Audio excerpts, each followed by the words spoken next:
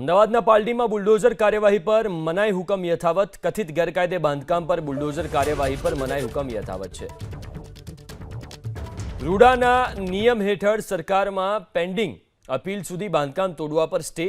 જો અરજદાર વિરુદ્ધ હુકમ થાય તો પણ મહાનગરપાલિકા અરજદારને આપે સમય. હાઈકોર્ટે આ ટકોર કરી છે. અરજદાર મુસ્તફા શેખના બંગલા તોડવાના કેસમાં હાઈકોર્ટનું અવલોકન.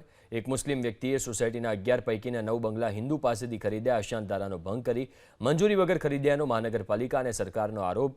મહાનગરપાલિકાની મંજૂરી વિના બાંધકામમાં મૂળતઃ ફેરફાર કરી નવું સ્ટ્રક્ચર બનાવ્યાનો આરોપ છે. અરજદારે કોર્પોરેશનની કામગીરીને કાયદા વિરુદ્ધ ગણાવી છે. તો અરજદારે આ ફરિયાદ કરી અને જે અંતર્ગત કોર્પોરેશનની કામગીરીને તેણે કાયદા વિરુદ્ધ ગણાવી છે. એક મુસ્લિમ વ્યક્તિએ સોસાયટીના 11 પૈકીના 9 બંગલા હિન્દુ પાસેથી ખરીદ્યા અને અશાંત ધારાનો ભંગ કરી મંજૂરી વગર ખરીદ્યાનો મહાનગરપાલિકાએ આરોપ